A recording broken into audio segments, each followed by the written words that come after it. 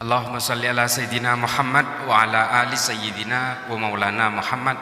Yang saya hormati Bapak Kasespim, yang saya hormati Bapak Kakor WI, yang saya hormati Bapak Direktur Pencegahan Densus 88 Brigjen Ami, yang saya hormati Kasespimti, Kasespimen, Kasespima, dan yang juga saya hormati seluruh peserta didik dari Sespimti,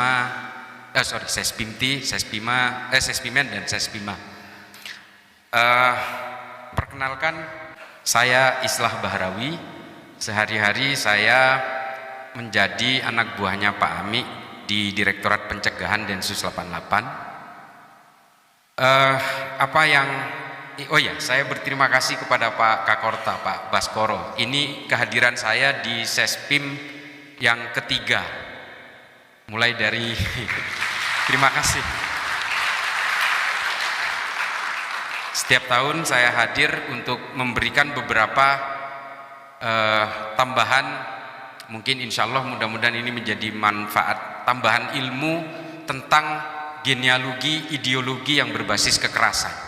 Saya akan lebih membahas kepada itu karena saya kebetulan lahir di Madura. Saya sudah umur 53 tahun. Hari ini saya sekolah SD, saya nyantri di Pondok Pesantren Syekhona Muhammad Khalil di Bangkalan, kurang lebih sekitar 4 tahun. Saya belajar tajwid juga di Madura, saya belajar imriti, belajar taklim muta'alim sama seperti santri pada umumnya. Kemudian saya kuliah di Fakultas Sastra Universitas Nasional Jakarta, dan saya sempat belajar sejarah dan filsafat Islam di Zaytuna Institute di Berkeley di California. Saya tinggal di Amerika kurang lebih sekitar 4,5 tahun, dan ketika 9/11 terjadi saya tinggal di Amerika.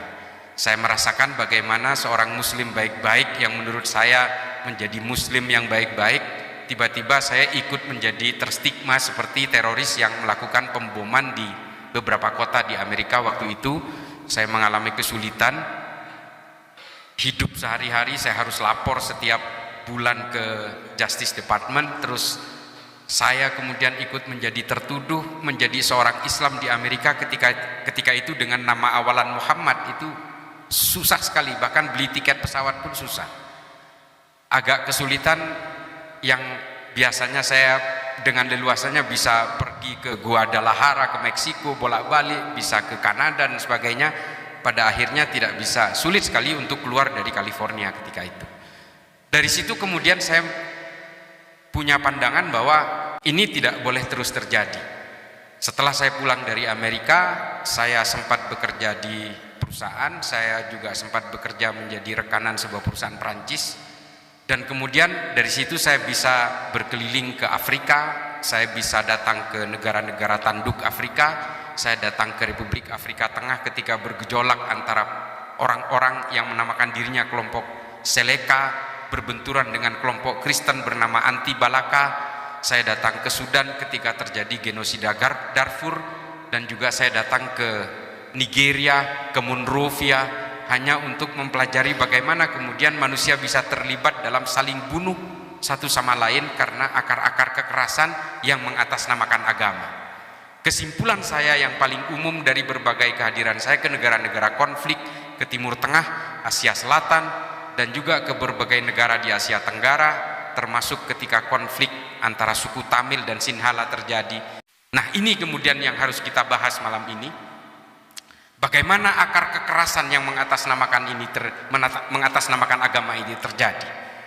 Saya kebetulan belajar tentang sejarah agama Islam, mulai dari zaman ketika Islam itu pertama kali muncul dari langit sebagai agama samawat, berakar Abrahamik, lalu kemudian bagaimana kemudian seorang nabi bernama Nabi Muhammad datang ke Yasrib, yang kemudian diberi nama Madinah, dan kemudian Madinah ini menjadi epicentrum politik.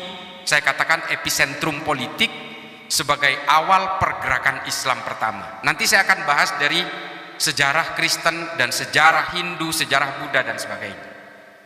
Karena semua agama memiliki vulnerability, mempunyai kerentanan untuk dipakai oleh kelompok-kelompok untuk menggunakan legitimasi kekerasannya dengan atas nama ayat-ayat.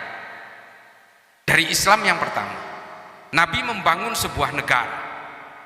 Konsep pertama yang paling awal dilakukan oleh Nabi Muhammad adalah mendamaikan semua orang yang berselisih paham di Madinah.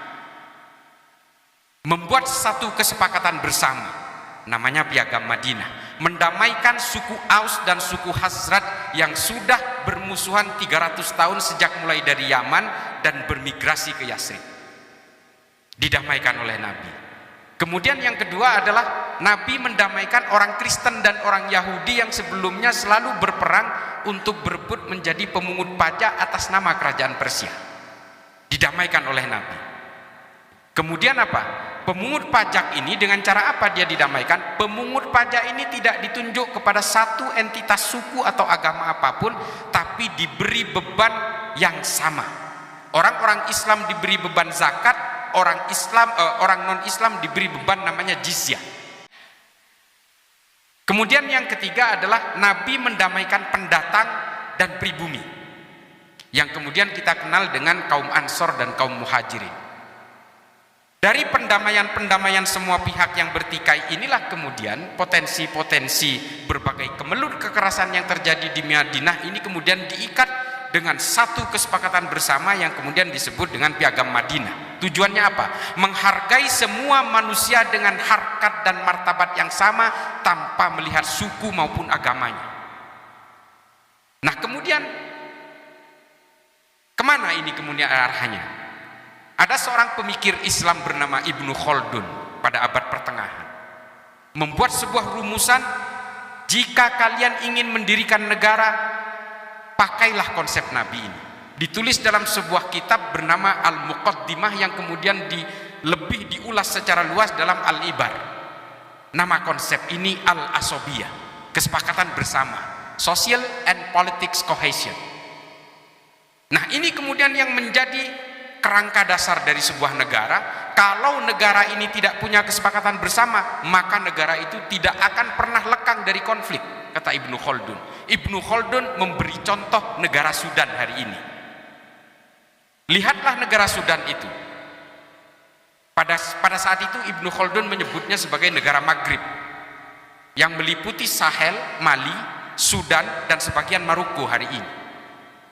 Lihatlah mereka tidak pernah bersepakat untuk membangun suatu negara karena masing-masing pihak memaksakan kehendaknya. Mereka tidak akan pernah berwujud menjadi satu negara yang utuh karena isinya adalah kelompok Khawarij.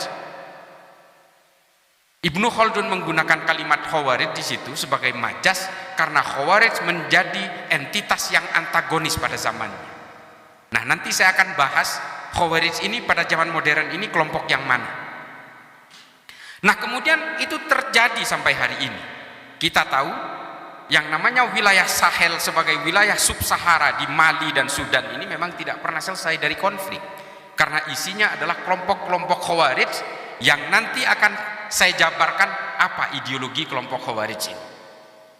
Pertama, saya mulai dari ketika Nabi Muhammad wafat. Ketika Nabi Muhammad wafat, jenazahnya belum dimakamkan. Ada dua sahabat yang dulu bersahabat erat kemudian berusaha menghunus pedang untuk saling tebas satu sama lain. Ini mungkin sejarah yang mungkin agak sulit didapat hari ini karena memang yang menulis berbagai kitab ini hari ini berusaha disembunyikan sejarah ini. Ditulis oleh Imam As-Suyuti dalam Tarikhul Khulafa, ditulis oleh Tarikh At-Tabari dalam volume ke-8 dalam bab Ar-Rusul wal Muluk. Dikatakan bahwa dua orang sahabat Nabi yang dulu sangat akrab itu kemudian berusaha berperang satu sama lain. Ini Nabi sudah wafat, jenazahnya belum dimakamkan. Yang berperang ini namanya Sa'ad bin Ubadah dan Sayyidina Umar. Sudah saling menghunus pedang. Mengapa mereka mau ribut? Berebut untuk menjadi penggantinya Nabi Muhammad. Lalu kemudian diambil jalan tengah. Sayyidina Abu Bakar yang sedang merawat jenazahnya Kanjeng Nabi ini kemudian dipanggil, Abu Bakar, kamu harus datang. Dua orang ini sudah membawa pasukannya masing-masing. Kaum Muhajirin dan kaum Ansor yang tadinya damai berhadapan-hadapan untuk saling berperang, membela pimpinannya masing-masing. Yang pribumi membela Sa'ad bin Ubadah, dan yang pendatang membela Sayyidina Umar. Sayyidina Umar mengatakan, saya yang harus menjadi pengganti Nabi, sayalah penggantinya karena saya tokoh pribumi. Nah, peperangan itu kemudian diambil jalan tengah oleh para sahabat. Oke, kita tunjuk Sayyidina Abu Bakar sebagai pemimpin, sebagai jalan tengah. Karena Abu Bakar dulu diminta oleh Nabi Muhammad untuk mengganti beliau ketika sakit menjadi imam sholat di Masjid Nabawi. Nah, keputusan ini kemudian diterima. Tapi apakah dua yang bertikai ini sama-sama menerima keputusan itu? Tidak. Sa'ad bin Ubadah menolak itu dan menolak untuk mengakui kepemimpinan Sayyidina Abu Bakar. Lalu nanti Sa'ad bin Ubadah mengasingkan diri ke Damaskus. Di Damaskus ketika sedang buang air kecil, dia dipanah oleh dua panah beracun, satu menancap di kepalanya, satu menancap di dadanya. Tidak dijelaskan siapa yang membunuh, tapi dalam kitabnya Murujus Sahab yang ditulis oleh Al-Mas'udi dikatakan kelompoknya Sayyidina Umar yang membunuh Sa'ad bin Ubadah. Setelah itu apa kemudian yang terjadi? Sayyidina Umar diminta untuk menggantikan Sayyidina Abu Bakar setelah Sayyidina Abu Bakar wafat karena diracun. Beberapa kitab sejarah menyebutkan karena sakit. Imam Asyuti dalam Tarikhul Khulafa mengatakan dia diracun. Beberapa kitab sejarah yang lain mengatakan beliau diracun. Peracunan-peracunan ini nanti akan menjadi postulat utama dari berbagai upaya penggulingan kekuasaan dalam khilafah. Karena apa? Yang menjadi batas kekuasaan dalam khilafah hanya kematian. Sehingga ketika ada orang berhasrat untuk menggantikan pemimpin itu harus dibunuh. Maka peracunan-peracunan ini akan menjadi metode-metode perebutan kekuasaan sampai Kekaisaran Utsmani tahun 1924. Nanti saya bahas sendiri soal khilafah ini. Waktu saya agak sedikit banyak di sini. Nanti silakan ditanyakan. Lalu kemudian Sayyidina Umar wafat, dibunuh ketika sedang sholat di dalam masjid, dibunuh oleh seorang budak dari Majusi, namanya Lu'lu'ah. Dibunuh. Dalam beberapa kitab oleh Al-Mas'udi diterangkan yang membunuh itu memang bukan orang Muslim, tapi sebenarnya yang berada di belakang mereka ini adalah konspirasi kalangan Muslim juga. Karena mereka tidak suka Umar terus berkuasa dengan sedikit otoritariannya. Nah, kemudian Sayyidina Utsman dibunuh karena tuduhan korupsi. Padahal ini persoalan-persoalan kekecewaan politik. Dibunuh oleh sesama orang Islam. Setelah itu Sayyidina Ali dibunuh oleh siapa? Oleh Abdurrahman bin Muljam At-Tamimi, seorang hafidz Quran 30 juz. Dia seorang penikmat sholat sunnah dan juga penikmat puasa sunnah Senin Kemis yang tidak pernah lowong. Membunuh Sayyidina Ali setelah sebelumnya dikafirkan lebih dulu. Dan setelah itu kemudian apa yang terjadi? Pembunuhan itu terjadi. Apa yang saya ceritakan ini saya tidak ingin menelanjangi sejarah Islam, bukan. Saya hanya ingin memberikan irisan paling utama di dalam Islam, bahwa setiap aksi kekerasan, saling bunuh sesama orang Islam, perang sesama orang Islam karena satu penyebabnya, kepentingan politik, political ambition. Perang sesama orang Islam tidak hanya sekali terjadi, berkali-kali terjadi. Perang Jamal, perang Siffin, perang Hurrah, perang Zab, perang Nahrawan. Ini memakan kurang lebih sekitar 130.000 sesama orang Muslim saling bunuh dalam peperangan. Karena apa? Karena politik. Nah, kemudian ditulis oleh salah seorang ahli sejarah dari Libanon, seorang pemeluk Kristen Maronit, namanya Philip Hurri-Hitti, dalam History of the Arabs. Nah, ini kemudian yang menjadi titik kunci, bahwa kelemahan dari semua pemeluk agama yang berakar Abrahamik adalah kepentingan politik. Apakah orang Kristen juga tidak mengalami ini? Mengalami ini. Orang Kristen terlibat perang 30 tahun di Eropa dan membunuh 8.320.000 orang Kristen. Dan kemudian Kristen membelah menjadi Katolik dan Protestan. Karena persoalan apa? Hegemoni politik.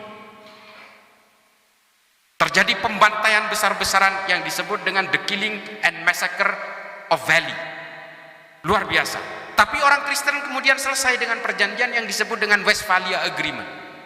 Dan kemudian diratifikasi dalam Peace of Prague di Cekoslovakia. Selesai mereka. Apakah orang Hindu juga tidak mengalami ini? Mengalami ini. Ditulis oleh Chan Hukum dalam The Medieval Centuries of Hinduism. Ditulis tuntas bahwa orang Hindu juga mengalami perpecahan-perpecahan politik yang kemudian menjadi akar Bharatiya Janata hari ini juga karena persoalan-persoalan politik, dan itu terwariskan hingga hari ini. Orang-orang yang berasaskan nasionalisme Hindu yang disebut dengan gerakan saffronisasi, saffronize di India, kemudian mempersekusi orang Kristen dan orang Islam, membakar masjid dan gereja. Belakangan ini ada pendeta dari Hindu garis keras juga mengancam akan menyerbu Mekah. Apakah Buddha juga tidak terbebas dari ini? Tidak terbebas juga dari sini. Kelompok Asin Wiratu yang mempersekusi orang Rohingya di Myanmar juga karena persoalan-persoalan hegemoni politik. Mereka ingin menjadikan Myanmar sebagai negara berbasis Buddha dan menggunakan undang-undang Buddha. Dari sini kemudian tulisan Philip Hurihiti terbukti bahwa semua agama mengalami kerentanan kekerasan-kekerasan yang berbasis radikal, ekstrim, dan teror ketika mereka terlibat dalam kepentingan-kepentingan politik. Nanti kita akan bahas genealoginya sampai ke Indonesia seperti apa. Pertentangan-pertentangan politik ini kemudian membuat orang-orang Eropa, kolonial Eropa, membuat satu kesimpulan bahwa semua kelompok agama ini harus dijadikan mesin-mesin politik sebagai alat untuk menghegemoni negara-negara jajahan. Lalu diutuslah 25 orang Eropa untuk berpura-pura menjadi Islam, berpura-pura menjadi Hindu, berpura-pura menjadi Buddha, untuk ingin tahu apa kelemahan Hindu, kelemahan Buddha, dan kelemahan Islam. Nah, ini harus baca. Mungkin Bapak Ibu sekalian, mohon maaf, ini saya langsung ngegas. Saya tidak terlalu confident juga, mungkin Bapak-Bapak sekalian sudah baca buku ini. Tapi kemudian ditemukanlah rahasia kelebihan dan kekurangan dari setiap agama itu. Islam terutama, kemudian dibuat satu kesimpulan bahwa orang Islam jangan sampai berkenalan dengan ilmu pengetahuan. Yang kedua, orang Islam jangan sampai diharuskan untuk diperkenalkan dengan cita-cita politik. Kalau orang Islam ini berkenalan dengan cita-cita politik, maka mereka akan saling tikam sesama orang Islam dan mereka akan saling bunuh sesama orang Islam. Dan orang Hindu juga diketemukan, kalau orang Hindu diperkenalkan dengan cita-cita politik, mereka akan cenderung menghabisi siapapun yang berbeda dengan keimanannya. Dan semuanya kemudian dikulik satu persatu, termasuk juga oleh Snuk Horgronje yang diturunkan di Indonesia pada awal abad ke-19. Dia juga salah satu yang memberi masukan, yang kemudian mendatangkan imigran-imigran dari Yaman dan juga dari Gujarat untuk diterjunkan ke Indonesia sebagai alat bandul politiknya kelompok-kelompok negara kolonial ketika itu. Dan kemudian diglorifikasi bahwa Indonesia ini adalah bagian dari protektorat Kekaisaran Utsmani. Sementara di sisi lain ada kelompok yang bernama Wali Songo, kemudian kita kenal ini, berusaha mengislamkan banyak orang di Indonesia. Di sisi lain orang-orang kolonial mengerahkan berbagai kelompok misionaris sama seperti yang diterjunkan di India, yang kemudian menciptakan berbagai kelompok enklav-enklav perbedaan agama di India yang dilakukan oleh East India Company, dan di Indonesia dilakukan oleh VOC. Sama polanya. Mengapa mereka kemudian berusaha mengacak-acak kita dengan bandul politik yang disebut dengan the shifting strategy of global game ini? Ini yang kita alami hari ini.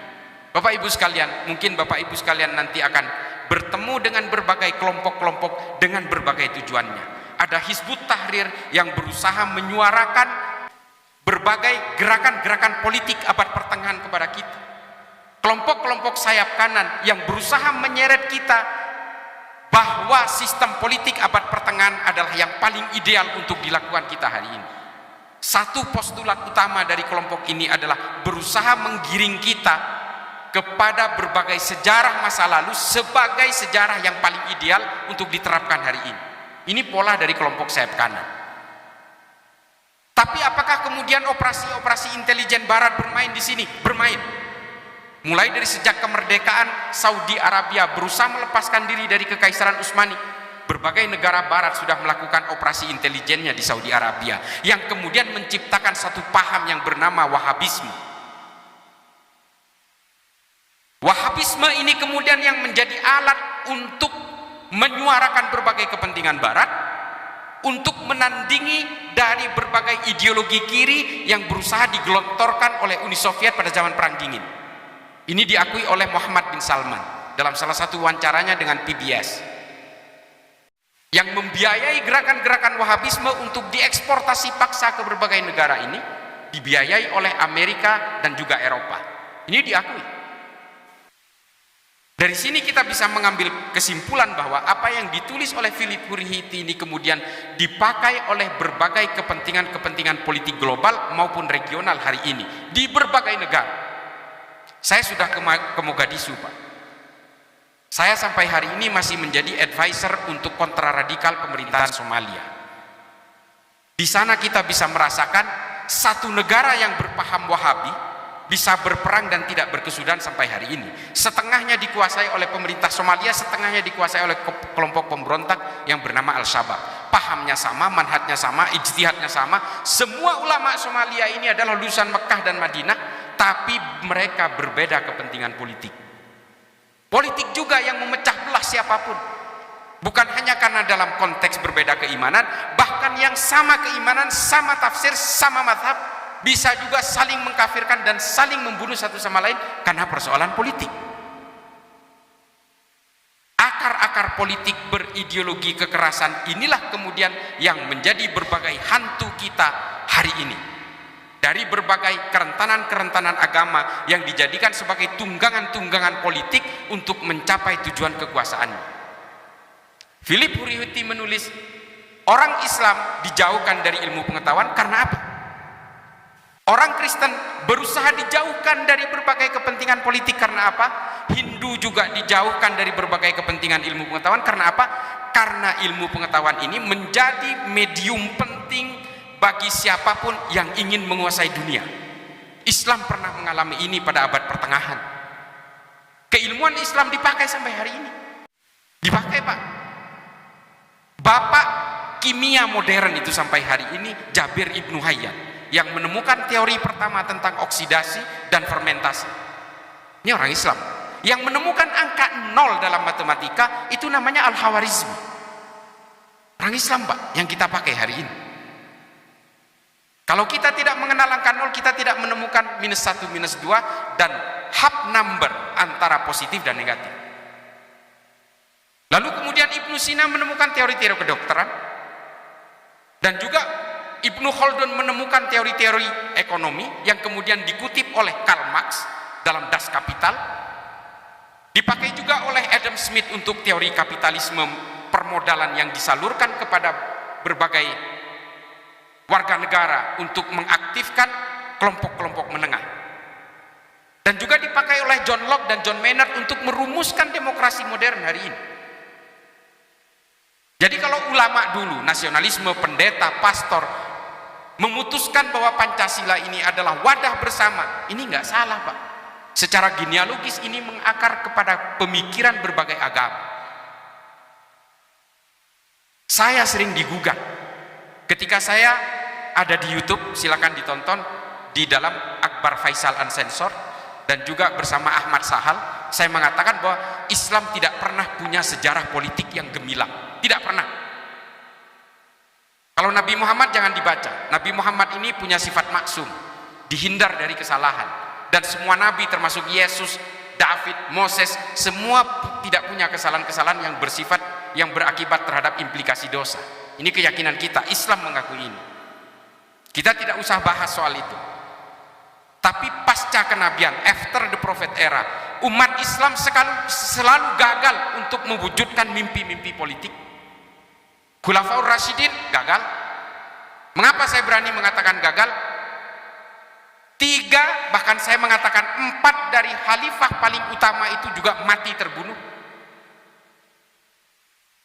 Bani Umayyah, 6 dari khalifahnya mati diracun. Cucu Nabi mati diracun, Sayyidina Hasan. Sayyidina Husain dibantai di padang Karbala, dipenggal lehernya, ditusuk ke ujung pedang kepalanya, lalu diarak di jalanan di Damaskus dan kemudian ditepuk tangannya. Kemudian setelah itu ditaruh kepalanya di baskom, dipersembahkan kepada Yazid bin Muawiyah, rajanya. Sesama Islam, Pak.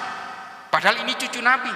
Kalau bulan purnama oleh Nabi Muhammad, 2 cucunya ini ditaruh di paha kanan dan di paha kirinya, lalu ditimang-timang. Begitu sayangnya Nabi Muhammad kepada 2 cucunya. Tapi karena persoalan politik, dua-duanya dibantai. Nah ini karena apa? Karena politik. Permusuhan Sunni dan Syiah bertahan sampai hari ini. 1421 tahun. Karena apa? Karena politik.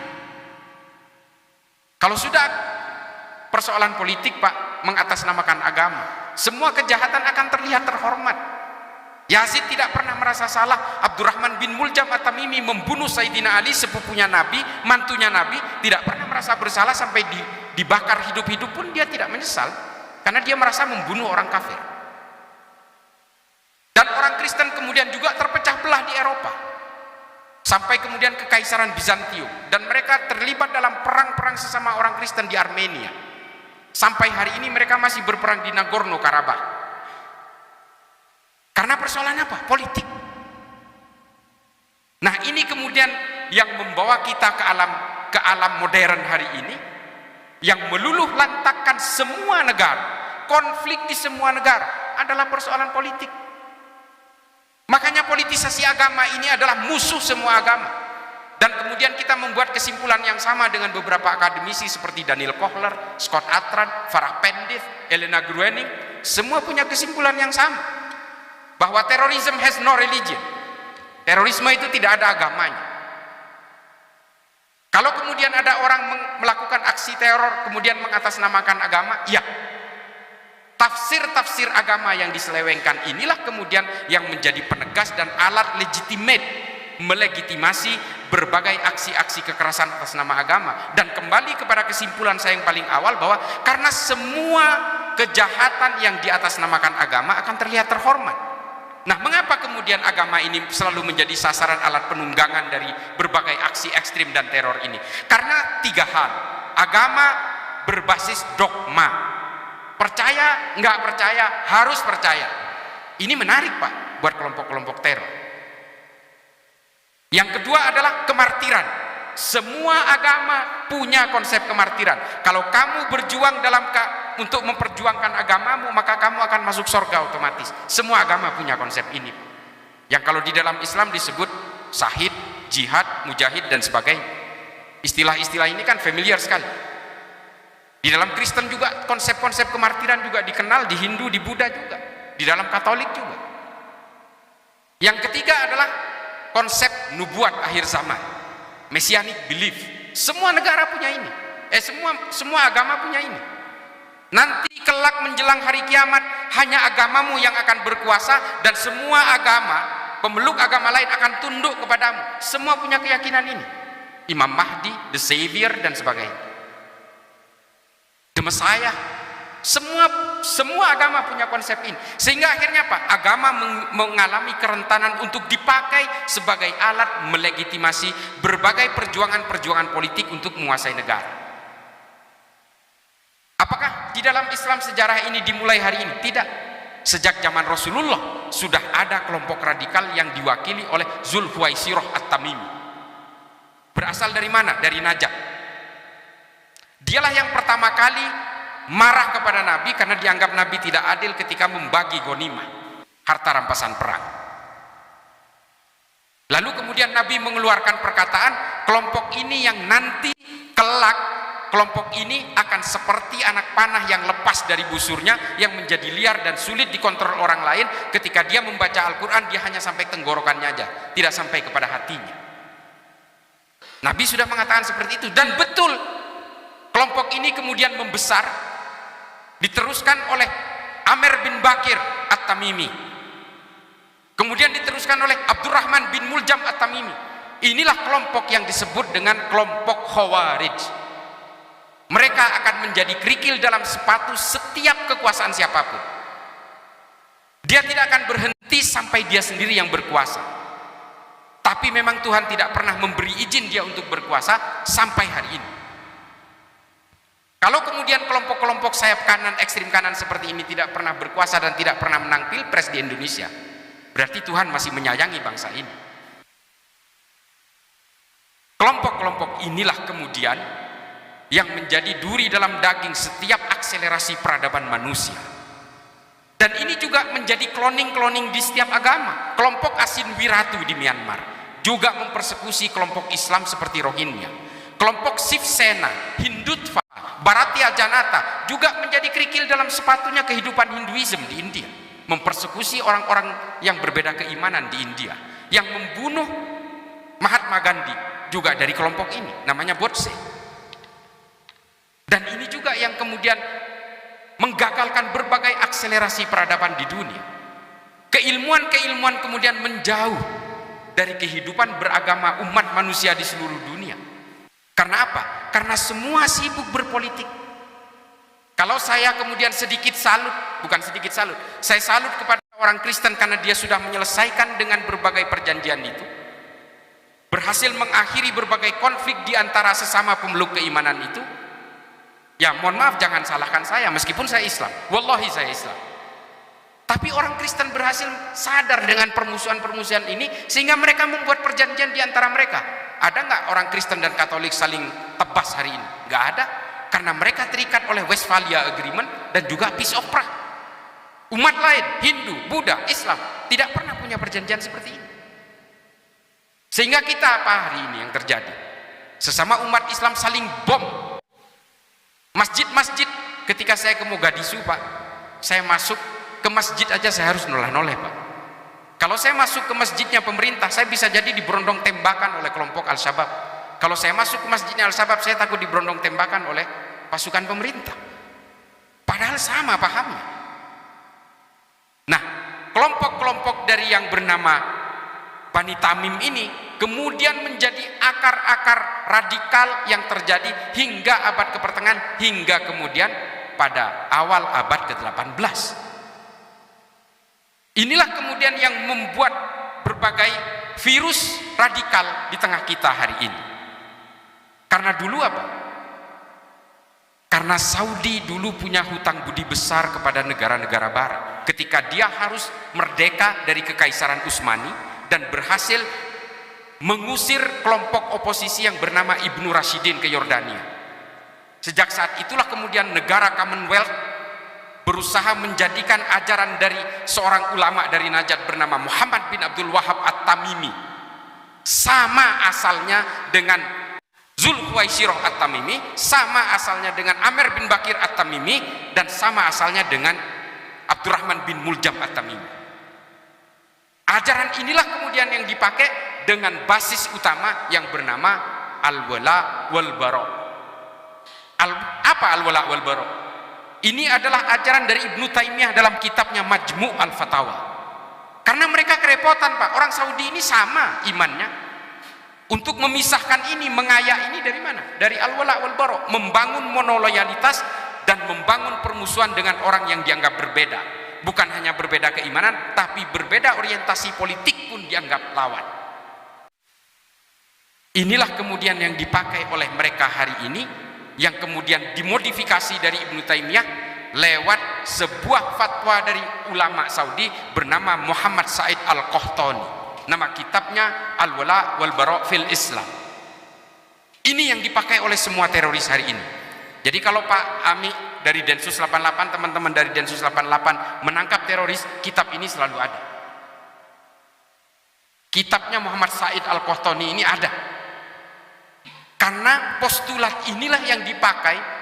Jadi mereka Pak, kalaupun meledakkan mal misalnya, korbannya orang Islam, mereka menganggap mereka bukan Islam Pak, karena berbeda tujuannya. Meskipun sama-sama baca syahadat. Pola ini juga yang dialami oleh orang-orang yang merasa memeluk Islam di Nigeria, yang dibantai juga oleh Boko Haram. yang merasa memeluk Islam juga di Sudan yang dibantai oleh kelompok Hasan Turabi, mereka yang juga merasa memeluk Islam di Pakistan yang dibantai juga oleh Laskar At-Taibah, mereka yang merasa memeluk Islam di Suriah yang juga dibantai oleh Jabhatun Nusrah. Kelompok-kelompok ini tidak peduli mereka ini dianggap merasa Islam atau tidak, yang penting mereka berbeda tujuan politik, maka dia musuh saya. Jadi jangan heran Pak kalau kemudian di Polsek Astana Anyar di Bandung diledakkan oleh Agus Muslim kemarin, korbannya juga polisi yang Islam, karena bagaimanapun polisi ini adalah togut, anteknya pemerintah, orang kafir, karena dialah yang menegakkan hukum buatan manusia. Nah, pola ini sama dengan Abdurrahman bin Muljam. Kenapa Sayyidina Ali juga dikafirkan? Dia mengkafirkan Sayyidina Ali karena Sayyidina Ali dianggap menggunakan undang-undang buatan manusia ketika menerima arbitrase tawaran damai dari Muawiyah bin Abu Sufyan. Kalau begitu Ali telah kafir karena dia tidak berhukum kepada Allah, karena dia sudah membuat hukum buatannya sendiri. Dia mau berdamai dengan bugot yang bernama Muawiyah. Nanti kelompok Khawarij ini akhirnya juga bergandengan tangan dengan Muawiyah dengan kelompok Bani Umayyah ketika melakukan perang Zab dengan kelompok Bani Hashim. Serem Pak kalau bicara tentang politisasi agama. Orang Kristen juga kemudian terciptakan firqah-firqah juga di Arab. Gara-gara apa? Politik. Mengapa di Arab itu orang-orang Kristen yang tadinya hanya satu bagian entitas saja kemudian pecah menjadi Kristen Ortodok, Koptik, Yunani Ortodok, Maronit? Itu juga dimulai dengan perpecahan-perpecahan politik karena persoalan-persoalan kondisi kekuasaan. Hindu juga demikian, Buddha juga demikian, kelompok Katolik di Amerika Selatan. Saya juga sudah pernah ke Amerika Selatan. Mereka juga menunggangi agama untuk memecah belah masyarakat. Orang-orang Katolik Spanyol juga membantai orang-orang Yucatan, suku Inka, Maya yang hari ini hampir punah karena mereka menolak untuk masuk ke dalam agama mereka. Kalau sudah berhubungan dengan politik, semua agama akan mudah menjadi alat legitimasi berbagai aksi kekerasan. Oleh karena itulah jangan heran kemudian jika ada beberapa akademisi yang mengatakan bahwa Al-Qaeda juga diciptakan oleh Barat, ISIS juga diciptakan oleh Barat, Boko Haram diciptakan oleh Barat, Al-Shabaab juga diciptakan oleh Barat. Tapi persoalannya adalah kemudian kita tidak perlu tahu soal fabrikasi dan berbagai konspirasi pembentukan itu, tapi kemudian yang menjadi korban adalah orang-orang di Indonesia yang kemudian terpapar oleh paham ini. Dari sini kita bisa melihat bahwa urat utama, mainstream, arus utama dari berbagai gerakan kekerasan ini selalu berbasiskan al-wala wal bara yang diusung oleh Wahabisme. Silahkan bantah saya. Bapak Ibu sekalian, saya bukannya anti dengan pemahaman orang lain. Saya juga tidak anti terhadap Kristen meskipun saya Islam. Saya tidak anti dengan Hindu dan Buddha. Saya punya prinsip yang paling baku seperti yang ditulis oleh Jalaluddin Rumi dalam Fihi Ma Fihi, bahwa apapun agamamu, apapun sukumu, semua manusia diciptakan oleh Tuhan yang sama. Kita ini kan karena berbeda kelahiran saja kemudian agama kita menjadi berbeda. Saya lahir di Madura, bapak saya Islam, kakek saya Islam. Kalau saya lahir di Meksiko Pak, muka saya glowing dan saya Katolik. Makanya kemudian Habib Ali Al-Jufri menulis sebuah kitab yang sangat simpel, namanya Al-Insaniyah Qabla Tadayyun, Humanity Before Religiosity. Kenali dulu kemanusiaan sebelum kamu mengenal keimanan. Kalau kamu mengenal keimanan lebih dulu lalu kemudian kamu lalai mengenal kemanusiaan, maka kamu akan menjadi Tuhan-Tuhan kerdil dan kamu akan selalu menghakimi orang lain. Kita akan sibuk menghitung dosa orang lain. Ketika orang berbeda dengan saya, kemudian saya menghakimi, kamu akan masuk neraka. Makanya kemudian kata Habib Ali Al-Jufri dikatakan kenali dulu kemanusiaan, bahwa kita ini semua bersaudara dalam kemanusiaan. Kita ini hanya persoalan beda kelahiran, sementara kelahiran itu juga bukan permintaan kita. Ini ditentukan oleh Allah kok. Nah ini kemudian yang diulas tuntas oleh Habib Ali Al-Jufri, bahwa kita jangan pernah gelisah oleh keimanan orang lain dan perbedaan-perbedaan, karena kata Allah di dalam Al-Quran bahwa perbedaan ini sunatullah. Saya buat kalian ini bersuku-suku dan berbangsa-bangsa supaya apa? Lita'arof, saling mengenal, saling berinteraksi di antara semua perbedaan itu. Jadi kalau ada orang yang anti perbedaan, Pak, ini sebenarnya sudah menjadi Tuhan kerdil sudah. Kalau saya lahir di Bali, mungkin saya tidak akan bisa bahasa Indonesia dengan seperti ini. Saya akan menjadi orang Bali dan beragama Hindu. Nah, ini yang kemudian diulas tuntas oleh Habib Ali Al-Jufri. Makanya kemudian dalam beragama kita harus mengenal kemanusiaan.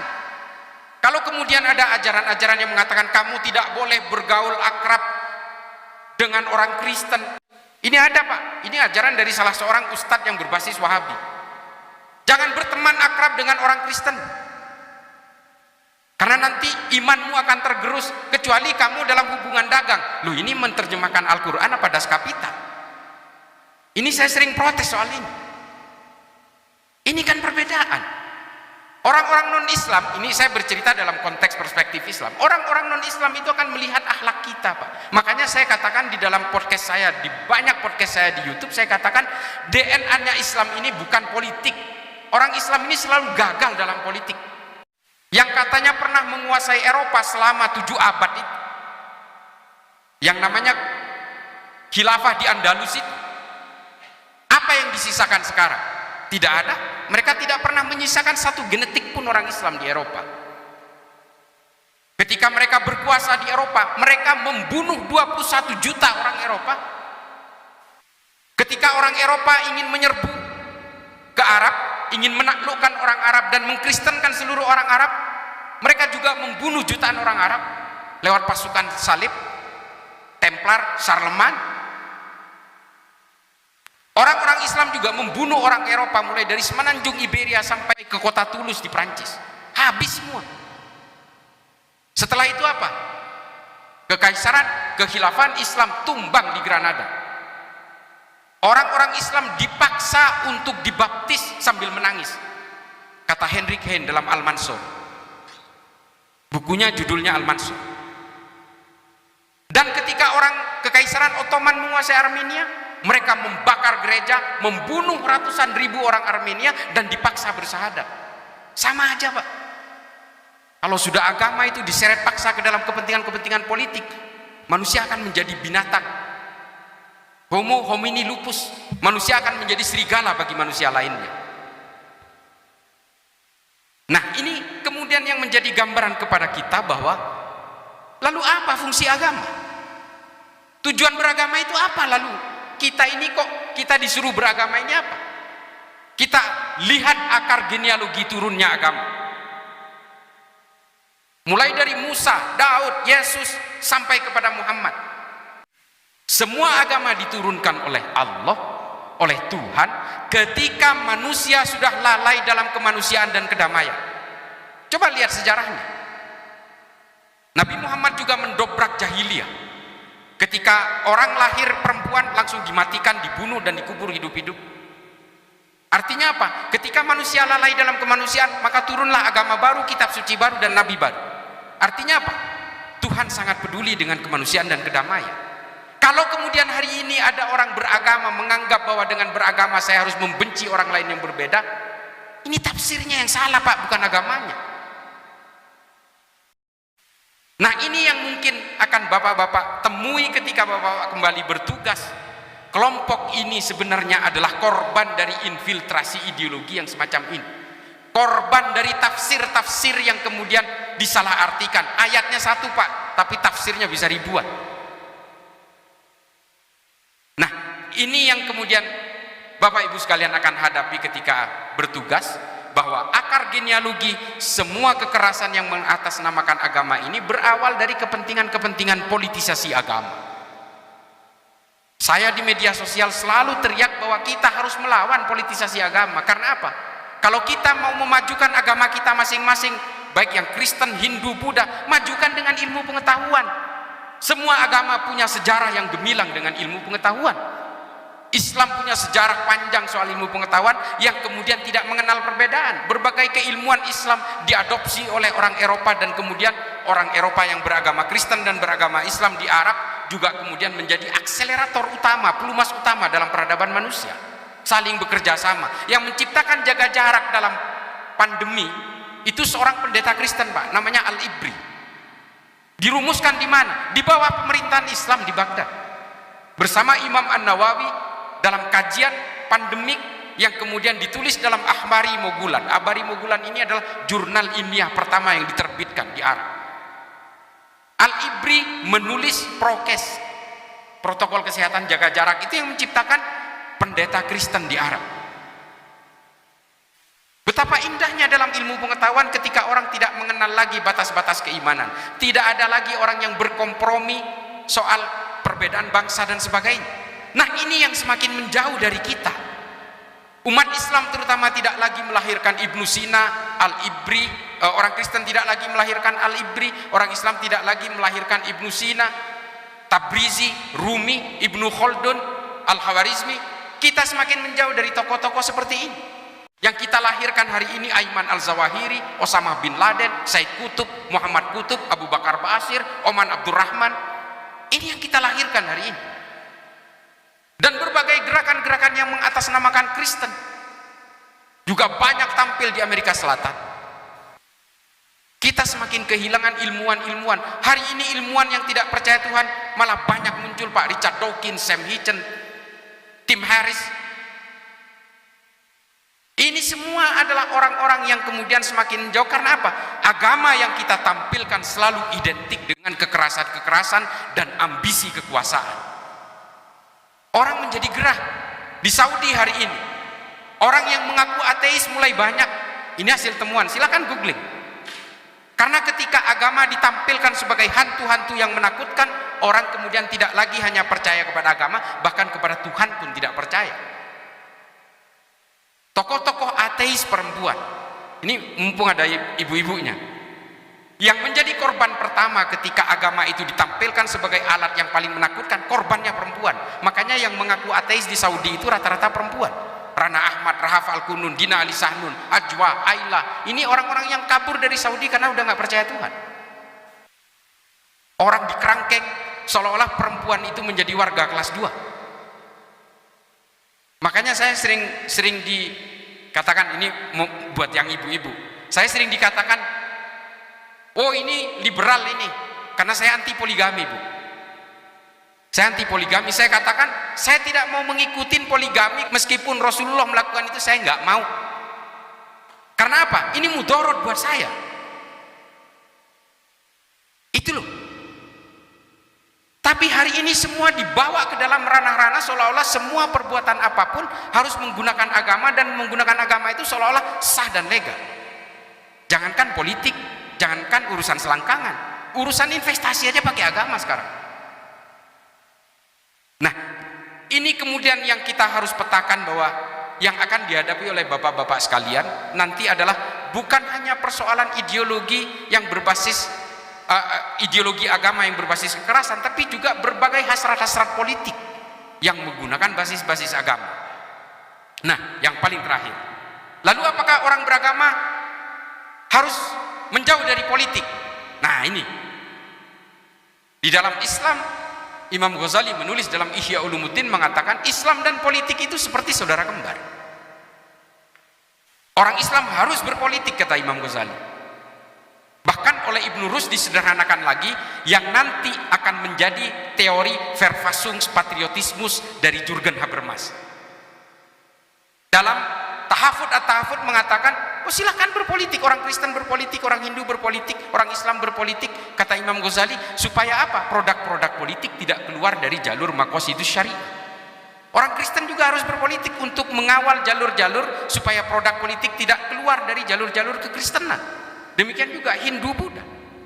Tapi kata Ibnu Rus dalam Tahafut at-Tahafut yang nanti juga akan ditulis oleh seorang pemikir Katolik dari Eropa bernama Thomas Aquinas dalam bukunya Summa Theologica, dikatakan bahwa jangan gunakan agama sebagai tunggangan kalian untuk mencapai kursi kekuasaan, karena nanti kejahatanmu juga akan menggunakan pembenaran agama. Politik agama boleh Pak, politik identitas boleh, yang nggak boleh adalah politisasi identitas dan politisasi agama. Bahaya ini. Saya orang Madura, kalau saya mau nyalek pasti dapilnya Madura. Saya orang Islam, saya pasti akan mewakili entitas keislaman saya. Ini politik identitas. Tapi jangan politisasi agama dan kesukuan saya untuk menuding orang lain bahwa orang yang tidak memilih saya berarti bukan Islam. Ini bedanya. Yang paling terakhir juga adalah tolong Bapak Ibu sekalian, karena ini calon-calon pemimpin di daerah nantinya, jangan sampai terjadi politisasi agama di masjid, Pak. Ini yang paling terakhir.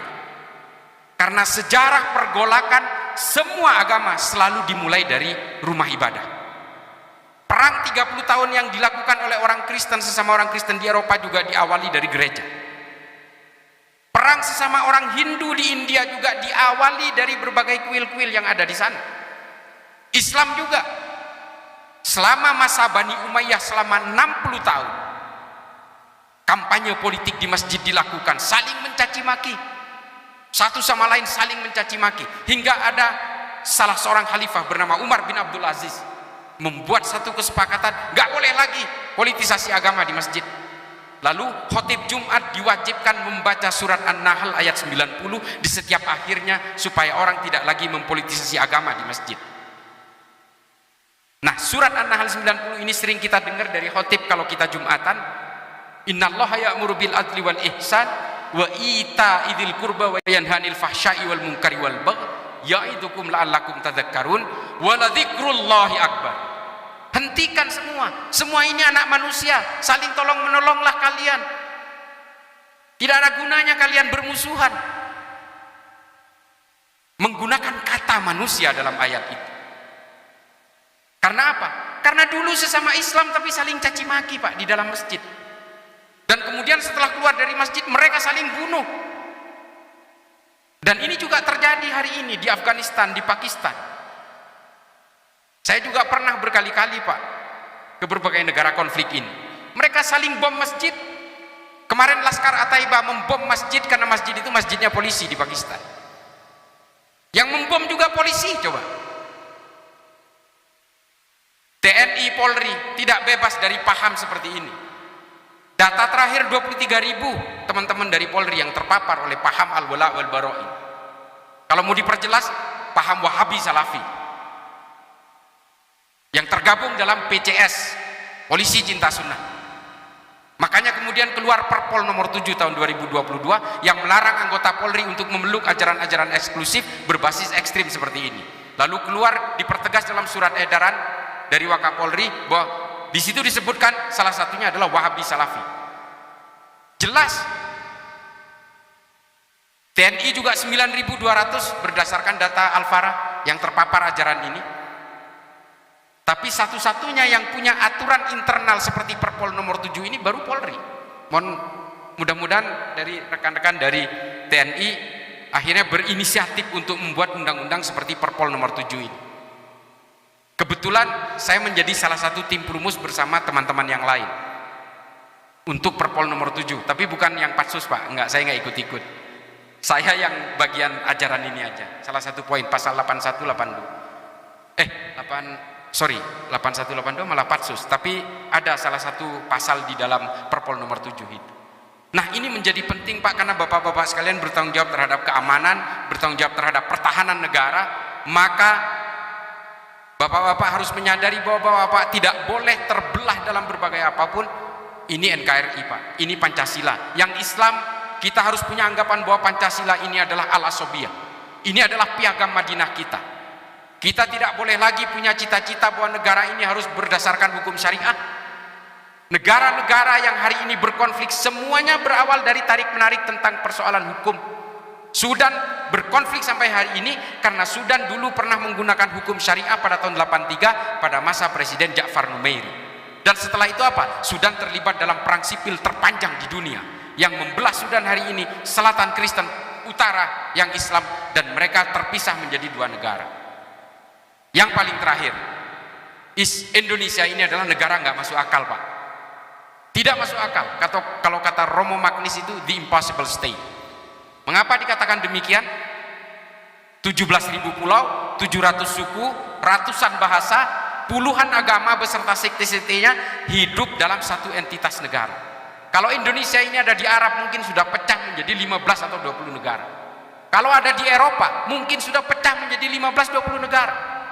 Yugoslavia berabad-abad Pak menjadi satu negara, akhirnya pecah menjadi 7 negara. Karena apa? Karena persoalan identitas. Serbia, Montenegro, Estonia, Bosnia dan sebagainya luluh lantak Pak menjadi negara-negara yang terpecah belah. Coba lihat negara-negara di Arab, sukunya sama, bahasanya sama, budayanya sama, agamanya bisa dibilang sama, tapi negara perintil-perintil, Kuwait, Oman, Bahrain, mereka nggak bisa bersatu, padahal satu suku, satu bahasa loh, cuma beda dialek aja. Indonesia ini sudah bermacam-macam seperti ini, tapi masih menjadi satu negara sampai hari ini. Ini blessing banget. Tepuk tangan. Inilah negara kesatuan Republik Indonesia dengan Pancasila.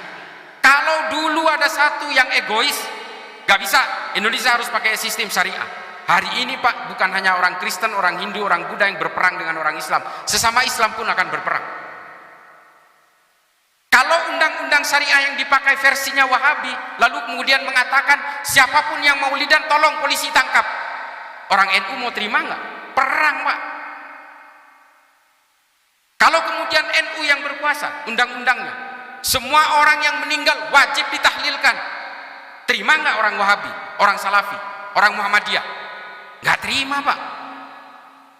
Makanya kemudian keputusan ulama, pendeta, pastor dan sebagainya, tokoh-tokoh nasionalis memutuskan kita harus membuat bejana yang bisa menjadi wadah dari semua kepentingan ini.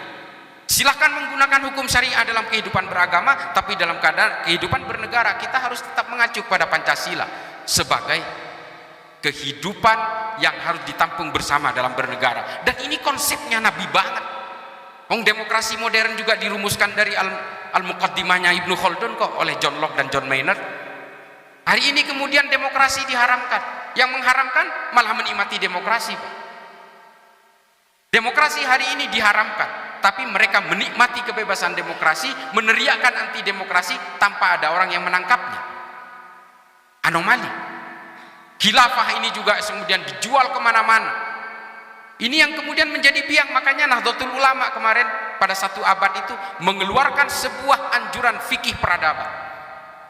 Karena di dalam Islam ini ada 2 unsur Pak, ini panjang lagi, 2 unsur Pak. Yang satu namanya sawabit, soal prinsip yang gak bisa ditafsirkan ulang. Tapi ada satu hal yang bernama mutaghayyirat, yang bisa ditafsir ulang.